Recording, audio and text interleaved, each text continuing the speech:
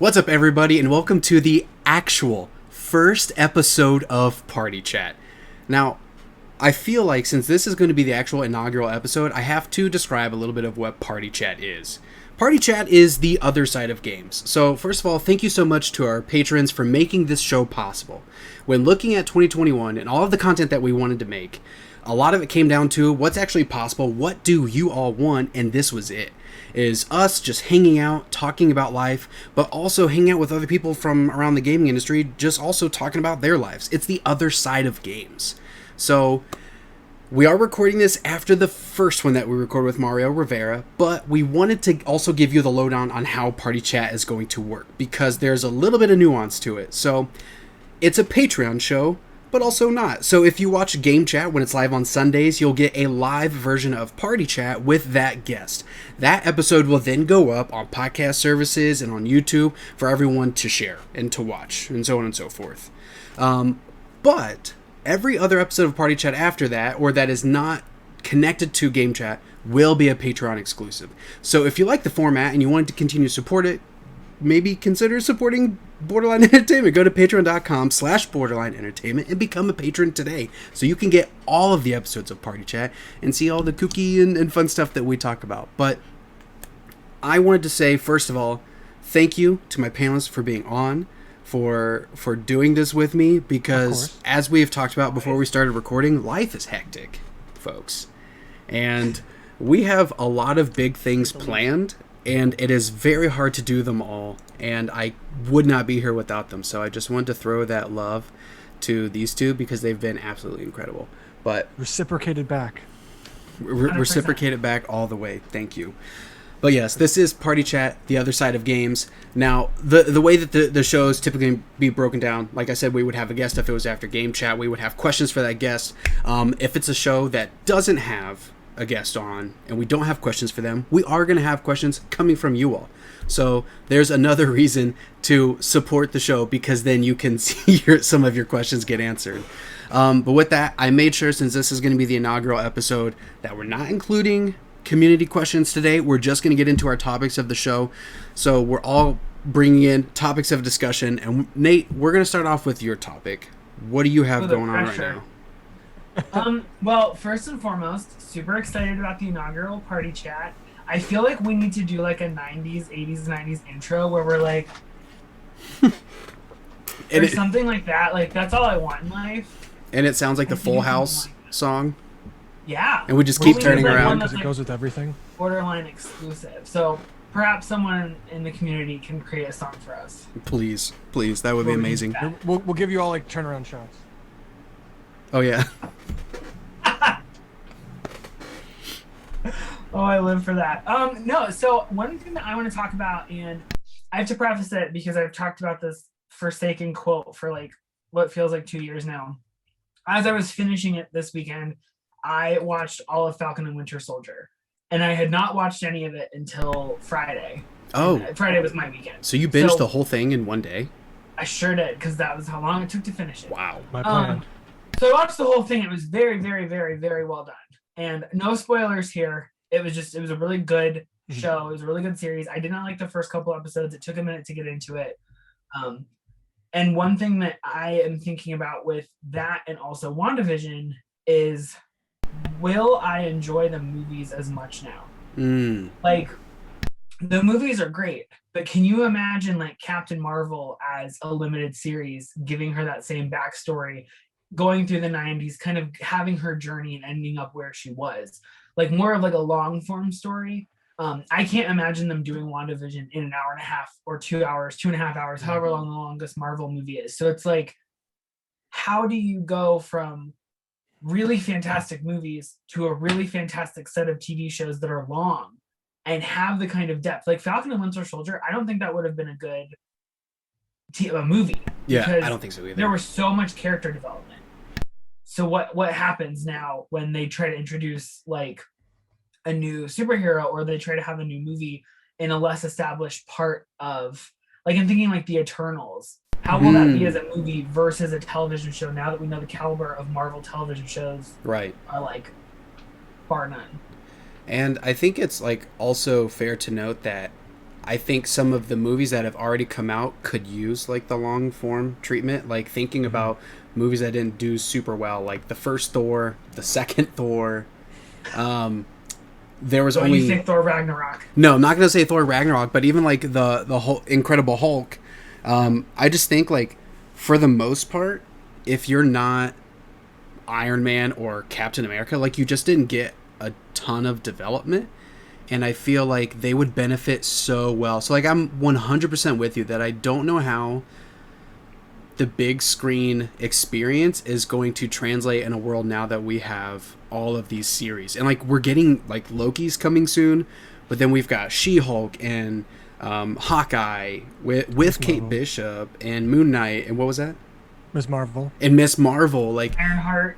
yeah, we're getting all of these different characters, and I'm not even gonna say like that they're all like smaller characters because like Loki's getting his own show, so it's like it really feels like nobody is off the table, and they can't not make the movies because they have to, but like maybe those might be saved for I don't know, like culminating moments. Like, is that even possible?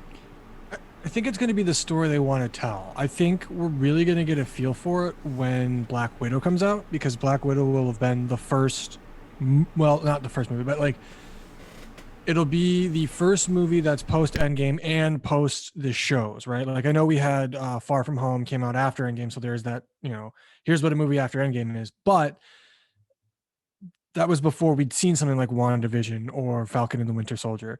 So I think we're going to have it. That's where we're going to compare. We're going to see Black Widow and be like, oh, that was a really cool story to have told in 2.5 hours or whatever. Or it's going to be like, oh man, I really wish we got a 6-hour series over the course of a month or two with that character. I think those big, I think Civil War makes sense as a movie, right? Like we've had a culmination of all these other movies. It's this big event, and I don't necessarily know if I want that event strung over the course of a month or two. Granted, I could be wrong. So I think it really is going to come down to what story they're telling and how they want to do it, Like in-depth character pieces, that makes sense to have a show. But this big blockbuster extravaganza, that'll probably translate better to a movie. But I don't know. Look at anime. Like, think about how like what's one that's like in my head? For some reason, all I can think about is Naruto. I think about like in Naruto Shippuden, the fight with Pain, and that fight was like 4 or 5 episodes. Like, imagine getting a giant conflict like that, but it's spread out. Like we get more in depth of the fight, and we get backstory like thrown in, because otherwise, like talking about Civil War, for me, that movie felt very, very condensed, and I wanted a bigger fight instead of like just that one moment. But I know it was also like it was a Captain America movie, so it wasn't just about like all the heroes coming together. But that would be so cool to see a large scale fight going on like 3 or 4 episodes, and then maybe like different chunks of it are focused on different aspects of the fight and like why that matchup is like super important. And maybe I'm just like projecting all of my anime-ness like onto it, but I think it would be cool to get like those pauses and backstory of like, I know that they're going to answer like what happened in Budapest apparently in this Black Widow movie, but like how Hawkeye and Black Widow were always talking about Budapest. Like how cool would it be if it was a show and they were fighting and then it actually like pauses for this episode to flashback to Budapest, and then meanwhile like intermingling in some of the current day fight and like how it keeps making sense because they keep referencing it. Like, does that make sense? Yeah. It's kind of like Game of Thrones a little bit, where like Game of Thrones, sometimes there were a couple episodes that were like focused on one battle, and they had different, you were like homed in on like different Stark characters or different Lannisters. And I'm even thinking like Infinity War, when Thanos attacks, what if he had attacked in different parts of the world to try to like cripple all of the superheroes so that he really could take over?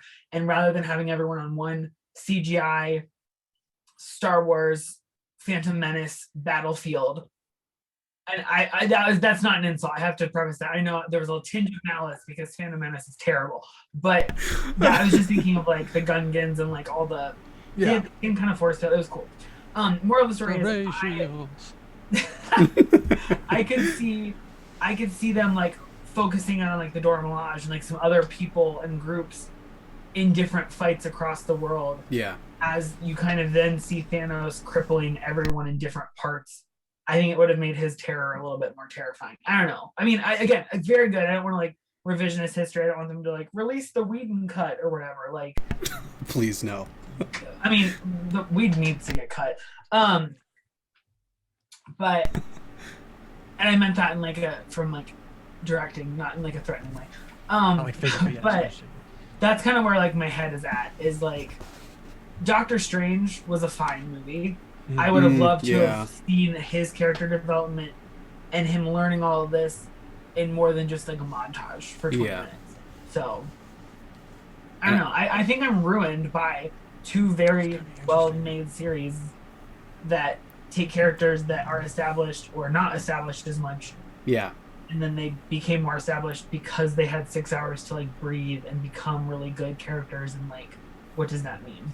And I feel like for the most part, they've been able to hint towards other things within the Marvel Cinematic Universe without it feeling super rushed, with a very large asterisk, because I feel like just now finishing the 2 shows, it seems like they saved the big reveals for like the finale episode. Right. And I'm like, at times it feels like a movie where they try to put too much in it, like a Spider-Man 3 situation. But I think the way that they kind of like sprinkle things like throughout does a better job at like, okay, this is foreshadowing like something that's going to happen like later on, like minor, like, no, it's not, there's, yes, it's spoiler, it's not minor. So like Julie blah blah blah Dreyfus, I forget how to say her whole name. Louis. Yeah, Louis Dreyfus. Yes. So like her character's introduction leaves so many questions, because her character, depending on the actual run of the comics, like, she's Madam Hydra in the comic books. And it's like, okay. Spoiler alert. How you... Well, but like I said, there's different versions of that character depending on what multiverse they're in, and now the multiverse is, like, opened up. Like, we know that that's going to be a thing. Hence right. the Doctor Strange movie. So, like, she might not be that version of her.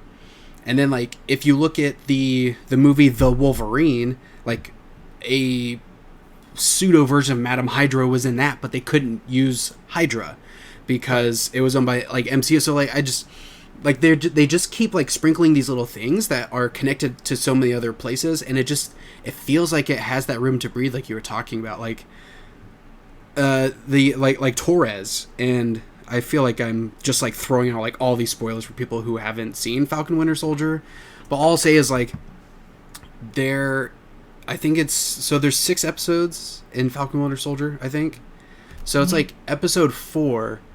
It is such a minor thing that like if you don't read the comic books, it probably means nothing to you, unless like you're one of those people that like you just go like search it up, like who is this person. But like that military guy Torres, like so many people probably like, oh, he's just a regular guy. But then when Sam gives him the bag and he's like, you can keep it, without like, I've already been so spoilery so far, but like that hints towards Torres's future possibly, or it could just be a nod and nothing's going to come from it. But the fact that it wasn't jam-packed with everything else that they put into that final episode, like, it's just, it's so good. Sorry, I'm like, I can blab on and on about how well they do with that. Well, what I will do is, I am going to backtrack on me saying that the TV shows have wrecked me, because what I need to do is I need to see Doctor Strange 2. Because WandaVision, they've said the whole time, we are teeing this series up to tee up Doctor Strange and the Multiverse of Madness. And so potentially, rather than me being like, oh no, will we never be able to have a story again? It's more like what you said, where you're like, maybe there is a time and a place where etiquette would say that this is the kind of medium that needs to happen. And after 6 or 8 or 9 episodes of the best show ever, it then flows into such a good film that could happen only because it had that many Right. hours of backstory. Yeah. That's what I'm wondering, because I mean, also not to, because I thought Spider-Man 3 was a hot mess, but the other two were fantastic. Sam Raimi is directing this film, and I cannot wait, because he directed Drag Me to Hell, which is by far my favorite campy scary movie ever. And they keep saying, oh, this movie is going to be like a true horror movie, and it's going to be like an old school like horror show, and it's not going to be like your traditional Marvel movie. And I'm like, he's the one person where I'd be like, do the thing. So I perhaps will eat crow, because after such a great setup, we then have this movie. And same thing, Captain America 4 is greenlit. So 6 fantastic hours of television leading up to a movie that could not have happened without that backstory, because otherwise it's just character exposition for the first 20 minutes while they're like training and doing a montage. You know, and in theory, the shows could be making the movies better. You know, like instead of having 6 movies that lead up to an Infinity War, you have one really great show that leads up into Doctor Strange and the Multiverse of Madness. You know what I mean? So maybe the movies no longer build up to bigger movies. The shows build up into each movie, and that's a new direction that we see after. You know, like it's like tie-in. They have to do something different, because after 23 movies that like become like this cinematic, like it's never been done before, right? There's never been something like the Infinity Saga. I don't think you can just let's just do it again. You know what I mean? There is no do it again, because everyone's seen it, everyone's expected. There'll never be something like that. Again. So cool. Maybe our shows become our Iron Man 1s. We introduce new characters in these shows and then make a movie, or we make a movie, throw a character in, and then give that character a show to make the next movie that much better. Yeah. Well, and it's like tie-in media, because I'll be the first to admit, if someone's like, look, a book that continues a story or bridges a gap between two things, I'm not going to normally read it. I read the Phantasma book thinking that she would be a bigger character in Last Jedi, and spoiler alert to an older movie, that was not the case. I invested too much energy into that Chrome MacBook version of a Stormtrooper. Oh, bummer. But anyway, now I'm like, I need to like cleanse the brain. But that's kind of where I'm at, is like, Disney probably knows we can tell all these really great stories to then make the movie better, Josh, like you said, but no one's going to want to read, or not many people are going to want to read or do this or like play a game or something. So they're like, why don't we just make it into something that's easily digestible for like the mass populace? And maybe that will be the case, and I hope so. And I don't know, I have a lot of feelings, because with Black Widow, I don't know, I feel like they shouldn't have killed her off. I feel like this should be a sequel movie, not a prequel movie, but I don't know. Well, then you get into like, what about Scarlett Johansson? Do we feel like she was really the best fit for that role? Is she no, I don't love her. What she needs to do is she needs to, because aren't they teeing up Florence Pugh to like be the new Black Widow? Yeah. I feel like it could, like similar to what Hawkeye is going to be doing, it's easier to pass the mantle over proactively than retroactively. Right. I get that. Because then where was she during Endgame and Infinity War? Right. And like a lot of characters do that in the comic book realm, and without it necessarily being like, oh, it's a completely different universe, like a Miles Morales thing, where like Miles is Spider-Man, but in a different like realm. But like, it's hard because different interpretations of that character too. You know what I mean? Like, right. That comes to the thing where like Peter did pass, like Peter died, Miles became Spider-Man. But then there are ones where like, oh no, Peter's here and Miles is here. We got 2 Spider-Men. They're just doing their thing. Yeah, and they do that like when Steve Rogers died, and then because there are like so many people that were Captain America, like Bucky ends up becoming Captain America at one point, and then like Steve comes back, but he's like, I don't want to be Captain America. And then he was Nomad, and then he was just like Old Man Steve, and like so then there's just like all these different versions, and then like with Hawkeye and Kate Bishop, like Kate Bishop drops her name and just becomes Hawkeye, and Hawkeye becomes either just Clint or he becomes Ronin. Like, I wish that they would have like, see, that was another thing. Like in Endgame, they hinted towards Ronin, but they didn't really dive into him as Ronin. They pulled him back, which sucks because I think, first of all, I think Hawkeye just got the shaft, period, because I think he's a much more interesting character than, because he's Marvel's version of Green Arrow. So like, why didn't we get Question though. Do you think that he got dialed back because they were like, ugh, a side character without magic powers? Or do you think they dialed it back because Jeremy Renner is kind of an interesting character himself? I think a little bit of both. I think we got I think we got the problem initially at the beginning because they probably didn't feel the viability to have a Hawkeye movie because he didn't have any fantastical powers. I mean, look, Black Widow's just now getting her movie, and there's been 4 Avengers movies. Like, she's been in all these other movies, and she's just now getting around. She's been in there since Iron Man 2. You know what I mean? She's been practically since the beginning. But she didn't get her own. But like, so I don't know. I feel it's just a weird combination of the two, because then there was the thing where he was like really upset about his role in Avengers, and there were so many jokes about it. And then there was like the rumor that he put up a really big fight for him to have more of a role in the later Avengers movies, so he would have more character development. I mean, like the whole opening to Endgame being like focused on him and his family. Mm-hmm. So it's weird.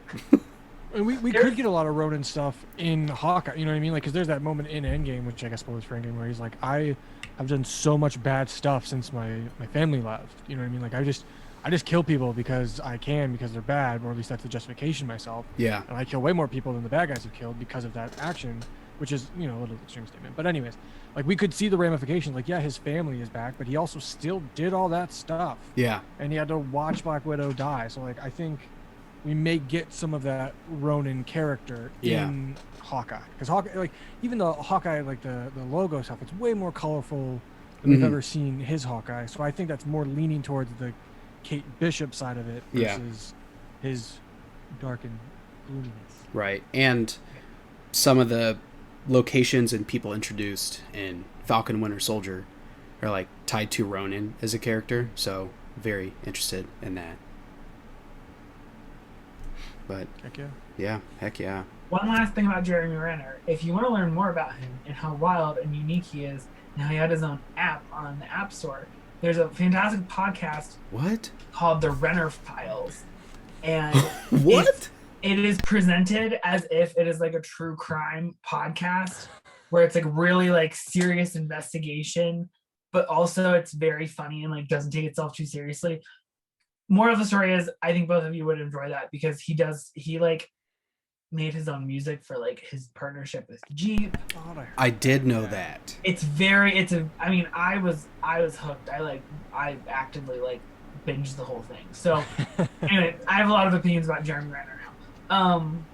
So yeah, but I mean, I'm hopeful. I think we're gonna get some good stuff coming from it. I'm excited for Miss Marvel. Yeah. Leading into Captain America 2.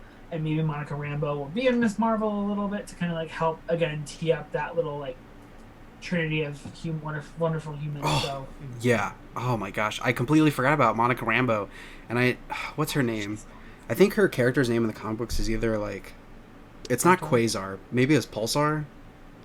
She's like Pulsar, but she's also Spectrum, and then she has like another. Yeah. Photon? Isn't it Photon? Or am I make that up? It's something like that, but then like that links into the Eternals, which then like there's like, oh my gosh, sorry, they're just dropping so many hints, and then I've been playing like so many Avengers, and like I want that stuff in the Avengers game. Like, how did they not tie that up? And I'm not gonna lie, I've been having a lot of insomnia lately, and I wasn't helping myself last night. I played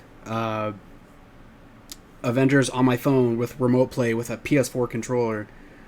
I wish I had like a clip-on, an Xbox controller, or a backbone. And Josh, that is like my labes. Wonderful segue. That was like if you didn't pitch it to me, that would have been seamless.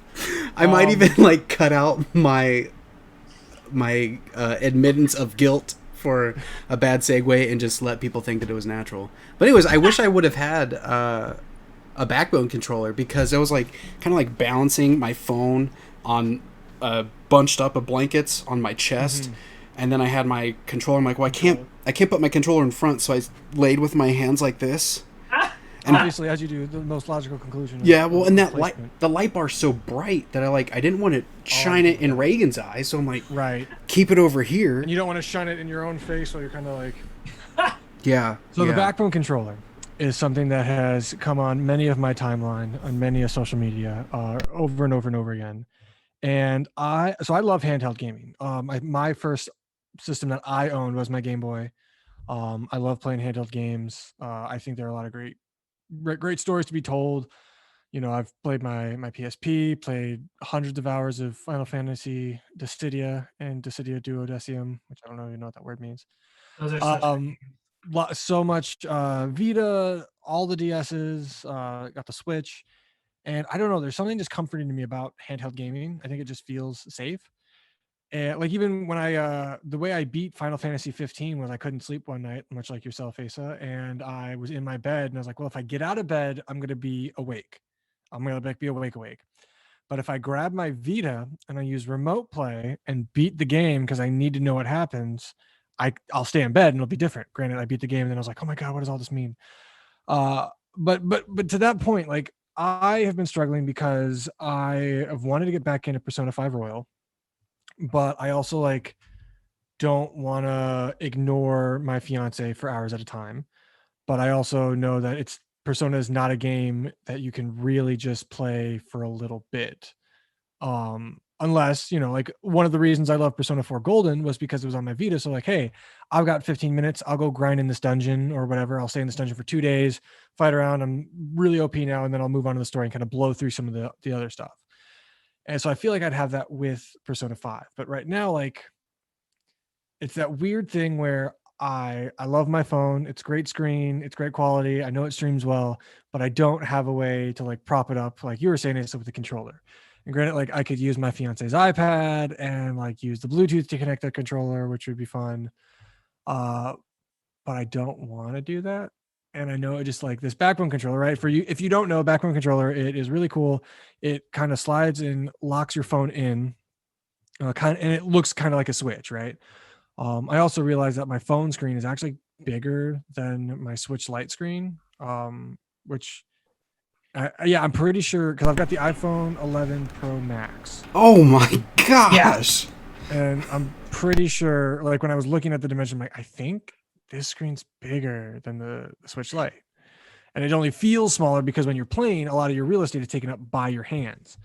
I've also started playing a lot of games on Apple Arcade. I know I've been talking about Fantasian for a while. Platinum put out a game called World of Demons, which is a fun, just little waste your time hack and slash. And then, of course, all the remote play stuff because Shannon has started playing Stardew Valley on the Switch, which I'm sure she'll be playing for a very long time.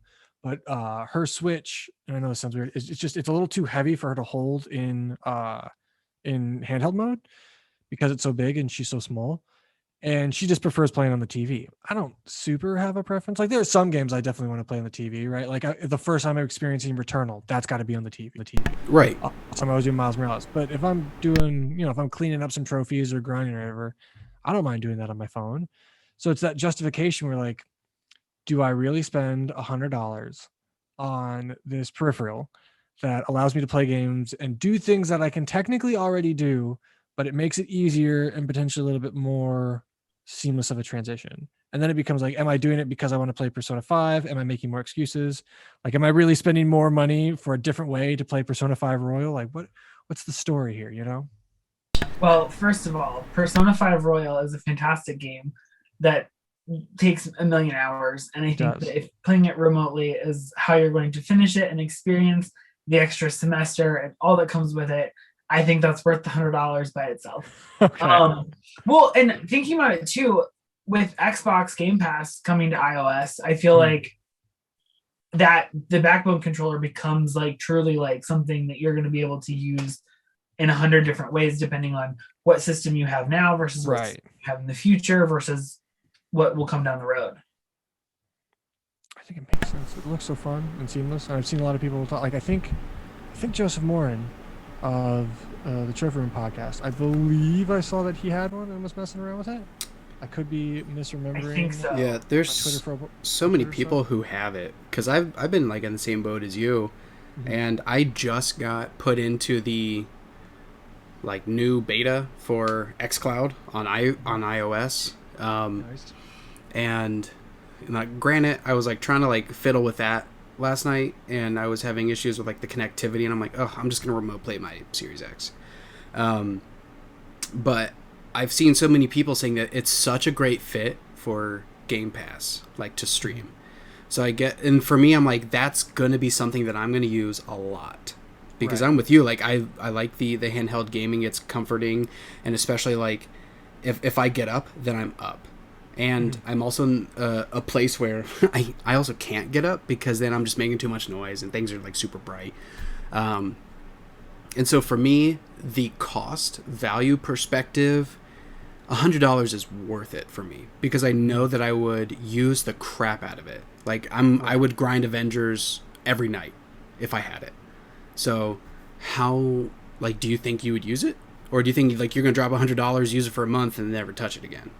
That's my fear, right? Like I feel like in the moment, right? And everyone has it. The moment you want something, the hype, the anticipation, I would use it, right?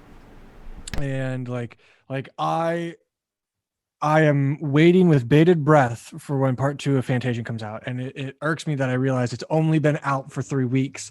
So it's probably going to be some time. I have Twitter notifications for anytime Mr. Walker Studios tweets something, just hoping that maybe one day it'll be like, oh, hey, this is coming out.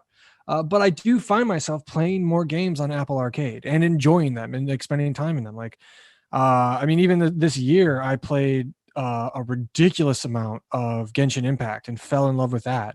And I know they're still updating that. So if I could have a controller to play with that, it would be a little bit more enjoyable. Even stuff where like with Shannon playing Stardew Valley, like I went through and I beat Ratchet and Clank for the umpteenth time. But if I wanted to bang out some trophies in that, like that would be, I'd have no problem doing that with remote play. Um, so it is that thing. Am I succumbing to the ads? Would I actually use it? Because if it was like cheaper, right? If it was $50, it'd be a no brainer. Be like, oh, that's just like a game. Like I'm paying for a game. But I don't know. And I think some of it's because last year I bought my Switch Lite and I love my Switch Lite. It's been great. Granted, the Joy-Con the sticks are not, I can't play Fortnite on it anymore because the auto run doesn't work. Because the controller, it doesn't register that it's actually going forward all the way. So like I'll be in Fortnite and I'll just like stop moving, and that sucks, and it's very frustrating. Yeah. Not to say that I'm not going to use my Switch Lite anymore, Yeah. but it does. It spooks me in a way. Like I know there are games I've bought on the Switch Lite that I haven't played, Yeah. but I could then just play them on the Switch. But then did I spend all that money? But I got the money's worth. It's, I got it for Animal Crossing, and I got it because we got the stimulus check. I'm like, hey, if we're going to be in quarantine for all this time, I want to be able to play Animal Crossing with Shannon. Yeah. And I did that. And I feel like I got my $200 worth out of the Switch Lite. And there's always going to be more games.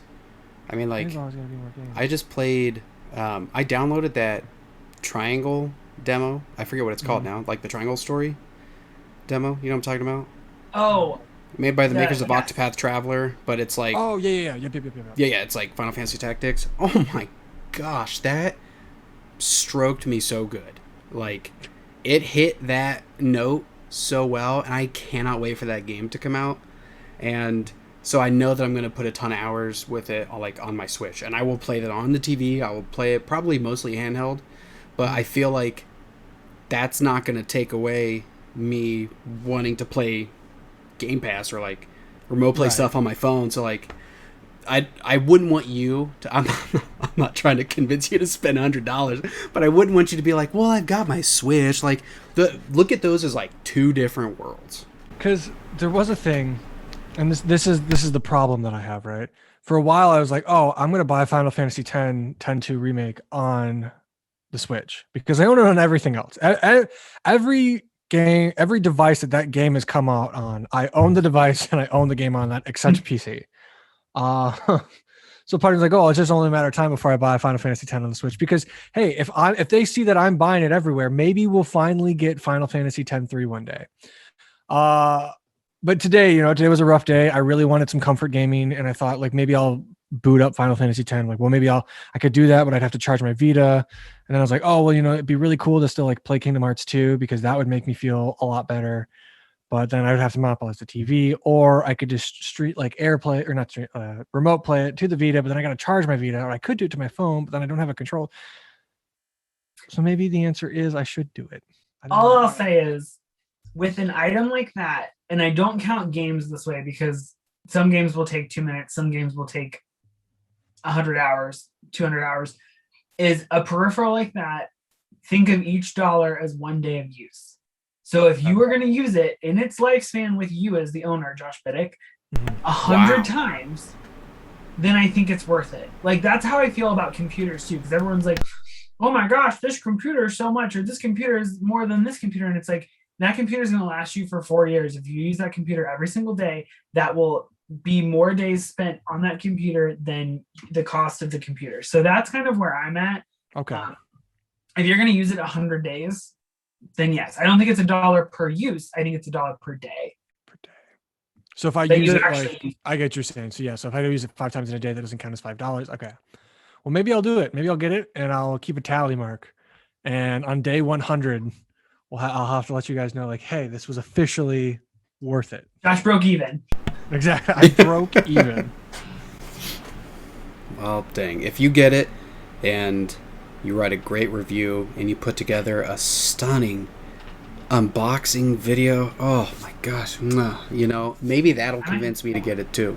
That's also me just saying that would just be easily more content. You know, Shannon's going to have words with you guys and be like, you're such a bad influence on Josh. You know what? But that's why I brought it up, because I know you guys would convince me to do it. Teachers. So maybe I'm the bad influence. Teachers tried to tell me I was a bad influence when I was a kid. And only because I would just try to get people just to have fun with life. You know what I mean? So if having fun and a good time is a bad influence, then I'm a bad seed, baby, and I don't want to be anything else. You know? Yeah. I didn't realize that you can remote play from a PlayStation onto an Apple device. Oh, really? Now, this whole time I've been trying not to freak out because I too will now grind through Avengers. Yeah. Man, that's Nate, are we getting backbones together? Yes. Now I have no backbone, so I'm going to buy me a backbone. I think I'm a sympathetic backboner, so let's do it. Oh gosh. Backboner. You know what? All about it. Okay. Ace had said something stroked himself today. So, I mean, like, that's way worse than the backbone. Listen, we got backboners, we got strokes. Hey, guys, thank you so much for recording this inaugural episode of Party Chat. I hope you all enjoyed this, whether you're listening or you're watching. Again, please consider supporting the show. If you want to keep getting your every so often free episode, then that's fine. But if you want to get more in-depth, because who knows, like, what we're going to be talking about when and who's going to be on with us, you never know. Like, please consider going to patreon.com/BrawlEntertainment and supporting today. But if you want to keep up with everything that's hot and fresh with Nate and Josh, they're going to tell you where you can find them right now. Yeah, I always default to you going first, so I'm going to continue that trend here. Well, if you want to know what is what in the world of Nate Pressler, go to @TheNatePretzel on any social media, and I'm there doing the things. For me, you can find me pretty much on any social media as well. Not at the Nate Pretzel, unfortunately, even though I love that name so much. At Josh Biddick, just first and last name, pretty much anywhere. You can find me there, and maybe you can see my escapades and my journey into the backbone life. The backbone, an official backboner. And if you want to follow me, you can follow me at @GreenRiver07 on Twitter. But if you want to follow anybody, please search Borderline Entertainment on Facebook, Instagram, and Twitter, YouTube, Twitch, podcast services. We are everywhere you are, so consider being a part of our community today. But until next time, be well, Borderline family. Take care.